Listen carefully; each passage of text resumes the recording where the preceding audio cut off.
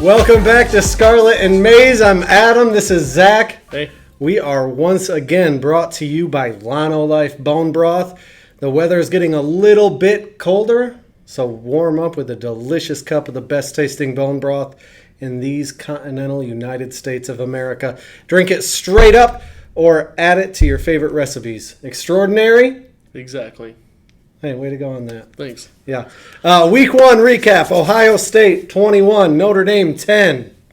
Look, I'll admit off the bat, I was underestimating losing Wilson and Olave. Although it didn't help that Jackson Smith and Jigba got hurt on the fifth offensive play, but Stroud didn't look the same off the bat, and it just receivers weren't open downfield and stuff. I know Notre Dame was dropping 8 almost every play, and but despite that, there was some Stroud slander early, like he wasn't playing well. Some might have compared him to Peyton Thorne, but for having some hiccups early and losing your star wide receiver and being your first game without 2 first-round pick wide receivers, he still completed 71% of his passes against a good defense. For the record, it wasn't me comparing him to Peyton Thorne. Somebody did. It wasn't me. I just wanted to be clear.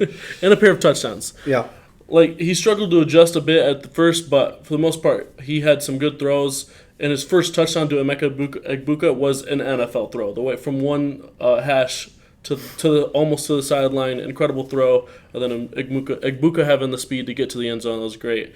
Egbuka was really good. He had 10 catches, and with him being number 2, I thought it was Chris Olave out there half the time. He obviously wasn't quite as good as Chris Olave, but I think he has the potential to be as good as him. I loved the defense. The rush defense was very good. Very good. Mike Hall Jr. was the best player on the field all night, no doubt. The linebackers were very improved. Notre Dame's one touchdown drive came when Steele Chambers didn't play a single play the whole drive. I don't know why he didn't play that drive, but that was their one touchdown drive when he was on the field. That's a linebacker if you didn't know that. Ryan Day was 4th and 3 from the 40. Losing, and they punted the ball. I could not believe that. I said to you during the game, this is insane that Ryan Day doesn't trust his offense. No, it's because he trusts his defense. Yeah. I honestly think they would have got it. I did also love that QB sneak they did. If you think you're going to get it, you just get it. Like, you just go. You don't go, I trust the D. The offense wasn't moving the ball. What, they have 10 points at the time? If you trust your defense, you play the long game. You played the field position game. Like, if you're 80% confident you can get it, you still punt the ball. Oh, I disagree. Because then you play the field position game, especially if you trust in your defense, because then you're going to get the ball back right about the same spot. I will say this. That doesn't feel like the last 15 years of Ohio State football. Not just even if you're right in that he was thinking, I'm going to trust the defense, the offense for the last 15 years would just be like, well, frick you, touchdown. I don't know about the last 15 years. I think Urban Meyer liked to play the field position game a lot. He in his 4 close games at Ohio State. Emphasized special teams a lot. Notre Dame in the second half had 72 total yards. That's a great defense. The fourth quarter drive, people called Ohio State soft. I already proved defense was great. They're not soft. The fourth quarter, they had a 7-minute drive. That was a pleasant surprise. That wasn't even really a surprise because I called it when we were watching the game. I said it would be an 8-minute drive. Mm-hmm. They underperformed a little bit from my expectations. But I don't think anyone else would have thought Ohio State would have a 7-minute drive just pounding the ball on Notre Dame. Mostly with not Travion Henderson. Right. The other dude. Mayan Williams. I love Mayan Williams. And he was hurt a lot last year, and it's good to see him healthy. I think that when you're running the ball on a team and everybody in the stadium knows you should run the ball and you're still just running the ball and running the ball and running the ball. I know they passed a few times, but for the most part, it was Mayan Williams that whole drive. I think he had 60-some rush yards on that drive. And, I think that is a mark of a great team. When you can just run right down the field when everyone knows that Notre Dame needs to stop and you want to kill the clock, and you kill the clock. Okay. Notre Dame's total yardage for the game was 253 yards, but I think that came on a couple lucky plays. One was a missed tackle by Josh Proctor, who didn't play the rest of the game after that play, fun fact. And another one was that bobbling catch that, in my opinion, might have been offensive pass interference after watching it again recently, because he kind of shields off the defender there with one hand as he's bobbling it with the other hand. It was a great acrobatic catch, but it was a little lucky. And so for 6 total plays, they had 182 yards of those 253 yards. So the rest of the 71 yards came on 43 plays. That's less than 2 yards a play. Notre Dame didn't score for the final 41 minutes of the game. That's most of the second quarter and the rest of the game. And then Xavier Johnson, you got to love it. In a wide receiver room full of 4 and 5 stars, a fifth-year senior who's been great on special teams in his career, was great on special teams that game. He had a couple tackles deep in Notre Dame's territory on kickoffs, and one of them came right after his touchdown. Just a special moment for that kid, a fifth-year senior, 3-star walk-on, earned a scholarship a year in or so. Just great touchdown catch to get the lead from him, and it was really fun to watch. I had no idea who he was, to be honest, before that night. Never even heard of him. Had to look him up. But I love those moments when you're like, I mean, I follow Buckeye football, clearly. But then a guy scores a touchdown, and I'm like, who? And I think that's fun. Yeah. Yeah. Here's my thing. Notre Dame averaged 9.8 yards per pass and 2.5 yards per rush. So naturally, Tommy Rees called 18 passes and 30 runs. My question is, so the one long play, I wonder if that, I'm assuming that penalty that was added onto that long pass play at the beginning of the game wouldn't count towards that, but it might, and that was a huge It might chunk count for what? towards the total pass yards. It doesn't. It doesn't? No. But that was still, even before that, was a huge chunk of yards on a play that, in my opinion, was lucky. Just a barely a missed tackle, and the DB really should have got there first, and the quarterback just threw it because he was about to get smoked. And it was a dime. Yeah. Then that defensive back, Josh Proctor, didn't play the rest of the game, and they didn't do anything like that again. That's true. But so here's my thing. You run the ball 30 times. I don't know what the long run was. I think they had one decent run, and then nothing after that. Yeah. If you're getting 2.5 yards per run, and you start losing the game, you can't keep doing that. I think the problem is they weren't losing until the fourth quarter, and then so Notre Dame had a drive, and I honestly don't remember what happened on the drive. They might have tried to throw the ball on that drive at the beginning of the fourth quarter, but then Ohio State had the ball for 7 minutes, and you just know they passed it on their last drive. That's my thing. Down 11 with 4 minutes left, Notre Dame punted. Yeah, they weren't playing to win the game. At that point, they gave the game away. I was frustrated, not just because I wanted Ohio State to lose the game. I thought Ohio State was going to win by 50, like I said, whatever. Yeah.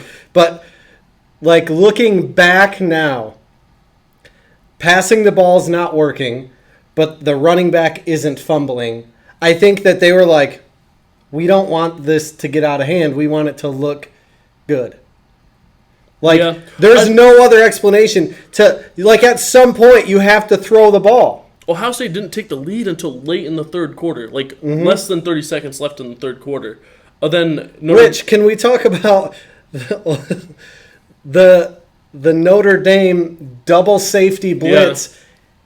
Yeah. I don't know if it was in the red zone or just outside the red zone, but they didn't creep them up at all. Just from depth, they just vacate the end zone. I don't know if they were expecting a run. Because it doesn't matter. Notre Dame was dropping 8 most of the game, and Stroud's 2 touchdown passes both came on blitzes. Way to go, Marcus Freeman. I do think they could have passed more, but most of the time that they had those runs were when they were trying to kill clock. When they stuck to the game plan where they knew Ohio State has this high-powered offense, we have to have the ball as long as we can, and they're running the ball. But I don't care if you're throwing short passes and it's not getting much, and you're running and it's not getting much. You might as well mix in a mid-range throw at some point. Something like, okay, here's a stat for you. Notre Dame averaged 9.8 yards per pass. Yeah. C.J. Stroud averaged 6.6 yards per pass. And C.J. Stroud threw it way more. That is, by the way, C.J. Stroud's lowest yards per attempt of his career by almost a full yard. Yeah. In the game against Tulsa, when he only threw the ball 25 times, only completed 15. So, like, a third of his passes just about, that's not right, whatever. 10 incomplete passes out of 25, and he still was better yards per attempt than he was on Saturday. Well, I think that's partly because Notre Dame kept everything in front of them. And Ohio State didn't necessarily, because they had a couple plays that got loose downfield, didn't necessarily go for touchdowns, but went for a lot of yards. Which, I wonder if that goes to my next point, though. Is two high safeties the way to slow Ohio State down to the point of at least being human?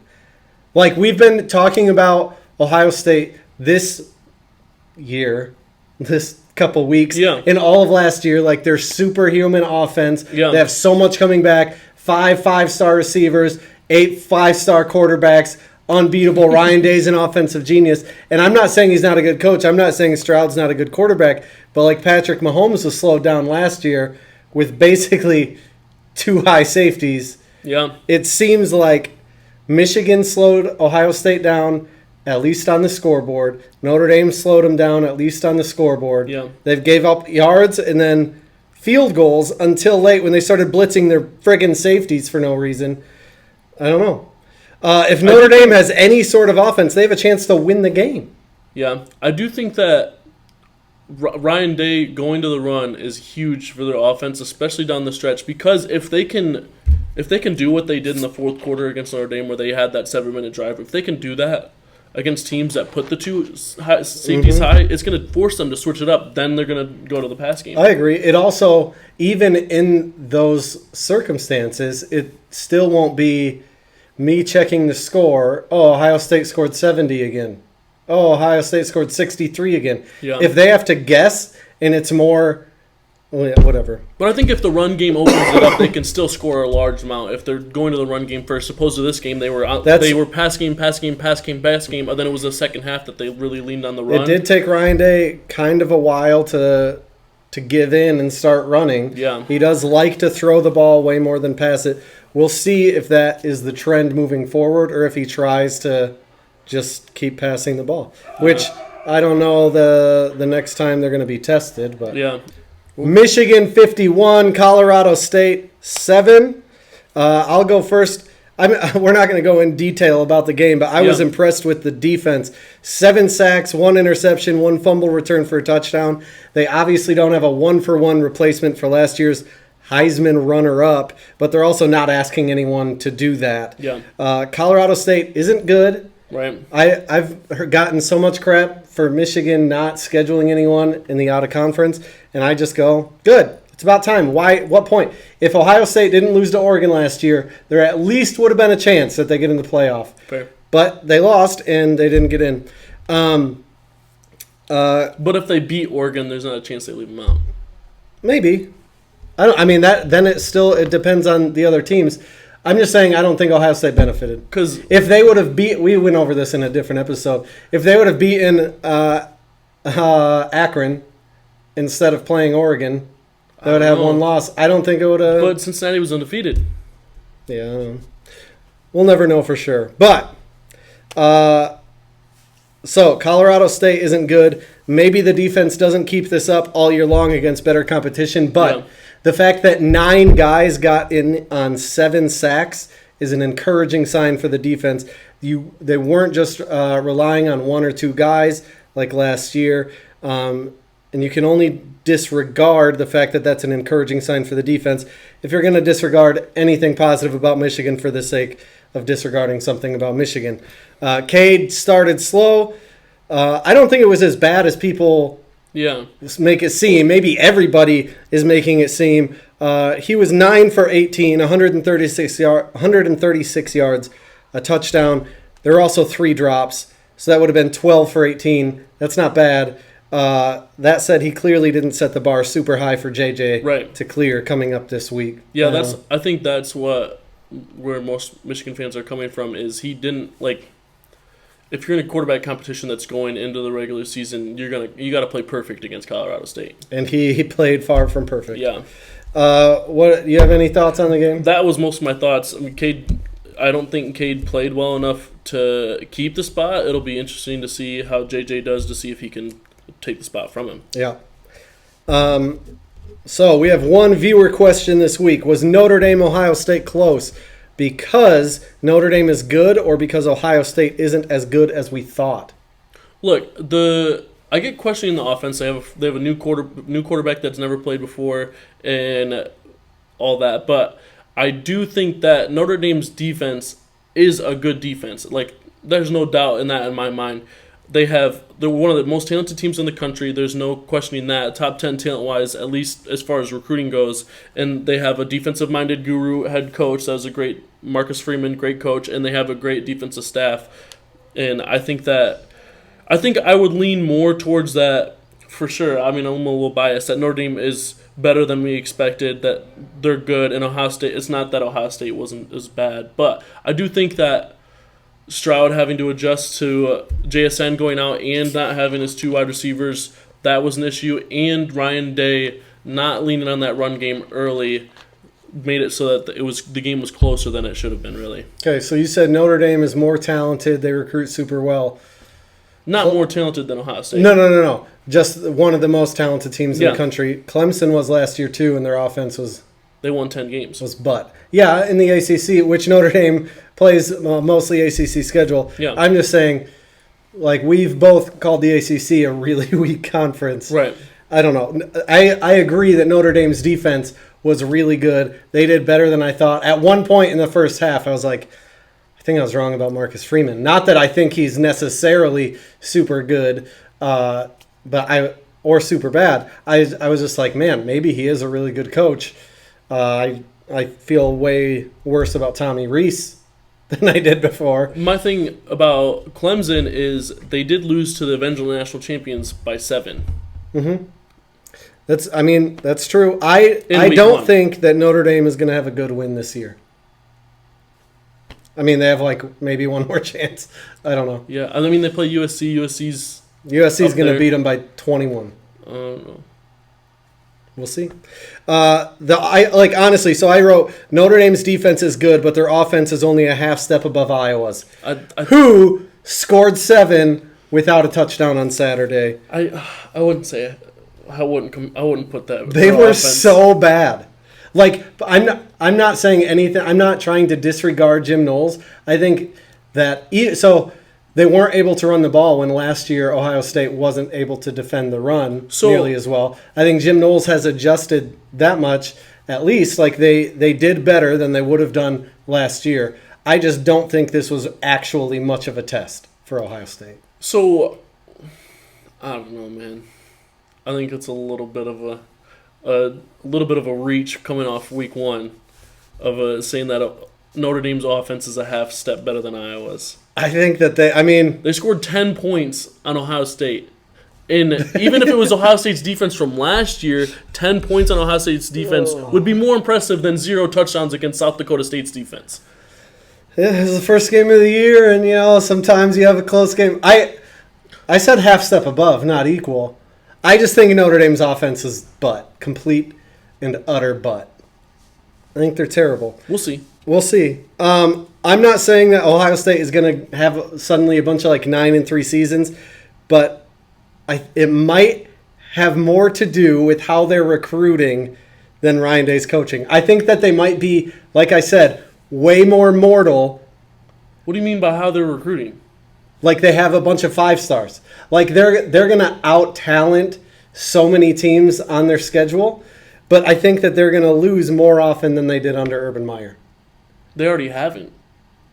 They already haven't? They already, at this point, they're not losing more than they did under Urban Meyer. I think that they're going to. Urban Meyer hadn't won a playoff game since the national championship season of 2014. Ryan Day took over in 2019 and immediately went to the playoffs. With Urban and Meyer's, got screwed over and should have won a playoff game year 1, other than won a playoff game year 2. So all I'm saying against Clemson. All I'm saying Trevor Lawrence is I don't think this happens under Urban Meyer. What does? Scoring 21 points against this Notre Dame team. It was Ryan Day's offense under Urban Meyer at the end of Urban Meyer's run. So I mean, that's true. What's going to be the difference? The mindset, the mentality. Speaking of can we talk really quick about how Gene Smith was advocating for the college football playoff game to be played in Indianapolis in a dome instead of as a home game for Ohio State? Like, take away an advantage that you'll have over a Southern or West Coast school. Let's play in a controlled environment. I'm not saying that this team is soft, but that is a soft idea. The thing is, I don't necessarily disagree with Gene, but it doesn't mean I necessarily agree with him. I know where he's coming from because I know Ohio State fans at least travel well. And, the only other factor you could consider is, the Southern teams wouldn't be ready for the weather. I don't think in a first-round game where Ohio State's hosting, that means that they're going to be a 5 through an 8 seed playing against a 9 through 12 seed, where they're hosting an inferior team. I don't think they need the weather advantage. Inferior, but highly ranked at the end of the year. I mean, the thing is, a 9 through 12 team, sure, they're highly ranked, but that's where Michigan State was last year, and they beat them 49. Well, that was 49 nothing State. At halftime. We can talk about Michigan State, but what if they were playing Baylor? Could have been different. I wouldn't be afraid of Baylor. All I'm saying is I think it's a soft mentality to say, we don't want to play in the cold. Maybe it's because it's just coming off of last year's blizzard where C.J. Stroud had a little cold. I saw that and I was like, of course you say that, Gene Smith. Yeah. I mean, I don't mind Gene Smith saying it. I get, Ohio State's going to travel well, especially in Indianapolis. It could be in the South and Ohio State's going to have a ton of fans, and I'm not worried about it. But if Ohio State wants to play their home playoff game at Indianapolis, inside at Lucas Oil Stadium, go for it. With a nap and orange slices and, yeah. Yeah, why not? Fine. Yeah. Why not? To be clear, I don't think Ohio State is bad. I think that they are just mortal, where I used to view them as just a freaking destroyer. I just don't. I think they don't seem insurmountable. I think come the 12th game of the season this year, when Ohio State puts the hurting on Michigan for their 10th win of the year, you're gonna change your mind. Maybe we'll see. Our pick standings: I went 9-2 this week, respectable. 10-3 overall. It's going to be Ohio State's record at the end of the year. That's great. Zach went 12-0 because he got the extra point. Ohio State's going to be. You benefited from Ohio State having a closer game than I thought. So I'm 10-3 overall. You're 13-1 overall. Can we repeat what I win again? 12-0. It's pretty sweet. That is pretty sweet. Didn't get a pick. I mean, I get it's a lot of cupcakes, but there were some tough picks in there. Indiana, Illinois, Purdue, Penn State. Yeah. Iowa almost blew it. They were, all the. Which, can we talk about how I said South Dakota State might give Iowa a game? Yeah. I didn't think it was going to be a 5-3 game late in the fourth.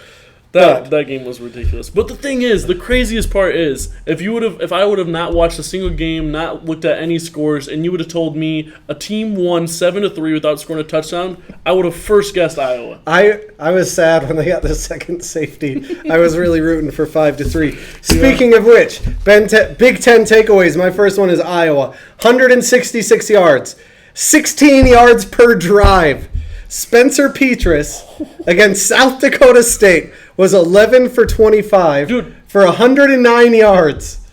16.6 yards per drive. Ohio State probably had that per play in the first half against Michigan State last year.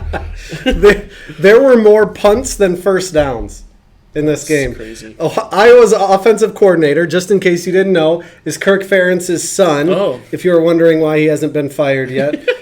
This was almost my tweet of the week from Matt Benson. Most FBS wins when punting at least 8 times since 2020. 8 schools tied at 2. Iowa has 6. That's just great. Incredible. That's great. Thanks, Iowa. Yeah. I want to talk about Iowa for a second. Yeah. What the heck?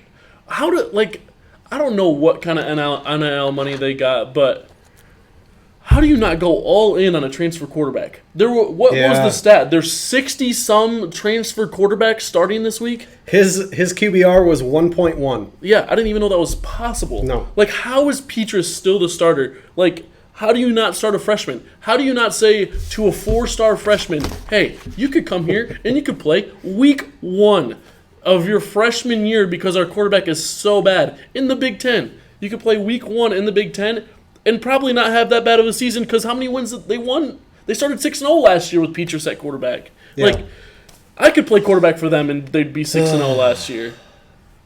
I keep thinking about all day long when I was thinking, like, getting ready for this show, I was thinking about how Spencer Petrus held a quarterback clinic over the summer for kids. And all of those kids are going to not get scholarships. He might be the worst Big Ten starting quarterback in history. Unless you ask John Brinkerhoff. Then it's Cade McNamara. Shout out, John. He's a Michigan fan who hates everyone not named J.J. McCarthy. Illinois is 100% a threat in the West to Iowa's claim this year to be the worst team in the West. Oh, so you jumped off the you were thinking about getting on the Illinois train and you turned around and went the other way. They're better. They're not a threat in the West yet. I mean, the fact that they almost beat Indiana is both a sign that they've gotten better, and they're not there yet. Speaking of Indiana, Penix looked really good for Washington. Spartans look out because they play in a couple weeks. Rutgers. Rutgers won the game, but this is the most Rutgers stat. Oh, okay. 1st and goal at the 9. They end up punting on 4th and 33. Jeez. That's just so good. Jeez. Way to go, Rutgers. Michigan State up 8. With 7 minutes to go against Western Michigan. For my $400 parlay. Before they scored, and then they got the ball back again with 4 minutes left. And I said to my wife, they're definitely going to try like hell to score again, so the score looks better than they did. Mm-hmm. Throw a bomb, go up by 22. I just think they're in real trouble against Washington in 2 weeks. Yeah, Washington will be tough. It'll be interesting because Washington was bad last year. Mm-hmm. They were bad last year, and Penix looked good against Kent State. They have a new offensive coordinator. Yeah. I mean, that's a big thing with Washington last year was the offense was just awful. Yeah. They have a new quarterback. They have a new offensive coordinator. I am a Penix believer. Even when he was playing bad at Indiana, I truly believe it was the offensive line's fault. I mean, Penix gave MSU trouble when he was at Indiana, too. Yeah. Do you have any more? I think Minnesota's still my front runner to win the West. Oh, they're my front runner now too. Yeah, there you go. I think it was fun that Rutgers, they got a road win in a non-conference game against a Power 5 opponent, and it was Boston College. But Boston College was a touchdown first try favorite. In 11 years or something. Yeah, Boston College was a touchdown favorite, and they won. So they squeaked it out at the end. That was a good win for them. Well, we both didn't understand how Boston College was favored. Yeah. Yeah. It was weird. Rapid fire turd pile picks. Western Illinois at Minnesota. Duke at Northwestern. Northwestern. Helinski's going to shred them. Ohio at Penn State. Sean Clifford took a shot to his knee in their last game. Penn State. Shout out. Ohio has a transfer at wide receiver from it was a walk-on at Ohio State. He balled out last week. Oh, boy. I have no idea what his name is. I should have wrote it down. Look out for him against Penn State. He probably won't do anything because Penn State's going to win by a lot. Okay. Washington State at Wisconsin. Maryland at Charlotte. Why the heck are they playing at Charlotte, Maryland? Maryland. Akron at Michigan State. Michigan State. Yep. Indiana State at Purdue. Larry Bird. Yeah. Might be there. Purdue's going to win. Yeah. Wagner, or as I like to say, Wagner, at Rutgers. Georgia Southern at Nebraska. As tempting as it is. They were tied at halftime? To always pick against Nebraska, they should win this one. I think this might be the last time I pick Nebraska all season, though. Idaho at Indiana. Indiana. That's why it's a turd pile. Yep. On to the varsity game is Iowa State at Iowa. You go first. This is a great rivalry. I don't even have much to say about it other than there's no way Iowa State doesn't win, except for the fact that it would be the most Iowa thing ever to win 7-3 with no touchdowns against South Dakota State and then beat their arch rival the next week, probably scoring 35 points. And that is exactly why I'm picking Iowa. I saw a tweet and I should have made it my tweet of the week, but I was looking through tweets that I like and tweets that I bookmarked, and I didn't see it. And if I would have saw it, I just thought of it just now.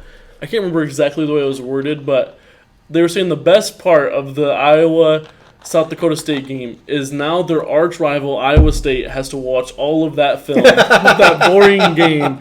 It's hilarious to me. I think Iowa actually wins here. I think they were holding back for this game, their offense. No, I'm kidding, but I still think they win. That. I think they're holding back their offense for nepotism. Virginia at Illinois. I'm off the Illinois bandwagon completely. I got Virginia. I'm not on the Illinois bandwagon, but Illinois. Yeah. Arkansas State at Ohio State. I got Arkansas State to lose, but you go first. I got Ohio State. I think it's fun. They've got former Buckeye at running back, but I think he does not do anything. I think he has even less yards per carry than Notre Dame did. And it'll be fun to see after a week of game planning how the young wide receivers show out without Jackson Smith and Jigba in there. See if Xavier Johnson can get another touchdown. There we go. I don't have anything to say. Ohio State by 50. Yeah. Hawaii at Michigan. J.J. McCarthy getting the start. Cade is going to play, they say. I think J.J. McCarthy, 8 o'clock at night against one of the worst teams in the country. Yeah. I think he's going to become Michigan's starting quarterback. I do think. And score a whole bunch. Jim Harbaugh said he's been running in the 4.5s. They'll win by a lot. My only question going into this game, does JJ win the job if he shreds them for maybe 300, 400 yards, 4 touchdowns, but he throws an interception or 2? Here's what was so he only threw the ball 4 times in their first game. I heard he was super inaccurate. Just kidding. I was like, there were a couple of times where last year I think he would have made a weird throw, just counting on his arm strength to get it through a window or past a guy, whatever. And he actually checked down on a couple of his throws, which is they were working with Cade on taking shots. Sounds like he was pulling a Cade. They were working with Cade on taking shots, and they were working with JJ on checking down 4 for 4. I don't know. I think that he'll probably have some of those moments where just his reflexes kick in and he makes some dumb throws that sometimes pay off for the defense. If he has a couple picks, it'll be interesting. The competition doesn't necessarily end after this game, but also once he comes out, Cade is going to get a chance against the same defense. So if he throws for a few touchdowns and then 2 picks, what if Cade comes in and does the same old thing? I don't know. We'll see. Sounds like Michigan's in a pickle. Yeah. I'm fine with it. Game of the week, Kentucky at Florida. There were not many games that were worthwhile. Yeah. Like Arkansas State's going to lose by 50. Hawaii's going to lose. The spread is now up to 50 for Michigan. And I would take Michigan in the points. Like Michigan's going to, I think, cover that pretty easily. Yeah. But Kentucky at Florida. I think it's the most interesting game of the week for sure. My personal opinion, the game of the week is Quinn Ewers against Bama, but I don't think he has a shot. Yeah, Bama's going to win by 35. I think that'll be the most watched game this week. But Kentucky at Florida is the most interesting game. You want to go? You're going to go? Yeah, I don't have much to say other than that I don't like Slovis. I don't like Kentucky. Florida's going to win. Are we picking the spread? Oh, yeah. I'll say Florida by 10. Okay. I think that Anthony Richardson is the Heisman frontrunner after week 1. Some would say it is. Take that, C.J. Stroud. I think he's the Heisman frontrunner right now, and I think that he carries that momentum into beating Kentucky by 17. There we go. Hopefully I can make up a point. Yeah. Things no one is talking about. My one thing, and I really understand it, but I kind of don't at the same time. In the long run, it doesn't matter at all. But I want to know. I want one of you guys to check and let me know in the comments. Has a team ever beat a top 5 team and dropped in the rankings? Because Ohio State was ranked number 2 last week, beat number 5 by double digits, and they moved to number 3. I mean, the spread was 17. Fair. They But beat him by 11 because of a late touchdown. you're not answering the question, though. Yeah, I don't know. Yeah. Probably not. My thing, no one is talking about the weather during the Ohio State-Notre Dame game. Not one person has mentioned the fact that they had record snowfall, hurricane-level winds, and temperatures that would keep Urban Meyer's hands in his own butthole instead of a stranger's. No one's talked about that, and yet C.J. Stroud struggled. Huh? Against who? Notre Dame. He did not struggle. 6 points. Okay. 6.6 yards per attempt. Okay. Tweet of the week. What do you got? It's from Arrogant Ryan Day, a very funny Twitter account, not the real Ryan Day, of course, tweeted, "Go Bucks," and it was a quote from Rudy, and then it's a picture of Rudy with the Photoshop jacket as Ohio State on there, and I thought it was hilarious. That's good. Name a random third baseman, Ryan Day. See, that doesn't make sense. I know it doesn't, but we also know what he's referring to. It's pretty funny, I'm going to be honest, but it's just more fuel for like when Ohio State smokes Michigan this year. They're going to put up 100. They might. Unless the weather No, it don't matter what the is weather under 30 degrees. It don't matter what the and weather there is a drizzle somewhere in the Midwest. Yeah. Yeah. I'm not worried about that game at all. With that, I'm more worried about Michigan State. oof. Not really. Did you watch Michigan State? Yeah. They covered the spread. I didn't watch them, actually. I did have I was at work. someone I know. I said, "Oh, that was kind of rough, huh?" And he said, "They covered the spread." Spartans. Hey, won. I will say Western Michigan did beat ACC champion Pittsburgh last year. Here's my thing, and I meant to put this in my notes and I didn't. Michigan State, real quick, became everything they hate about Michigan. They used to not care about recruiting. They used to not care about September Heisman. And once Mel Tucker came, oh, did you see the recruiting ratings? See the recruiting ratings? See the recruiting ratings? And September Heisman last year, obviously, Kenneth Walker, they covered the spread. They covered the spread. That was an impressive win. They don't know how to act, and they're acting like all the things they hate about Michigan fans. They say, Spartans will. Good job. As an Ohio State fan, I don't give a shit about either of them. With that, we'll see you next week. And until then, go blue. Buckeye Nation, let's ride.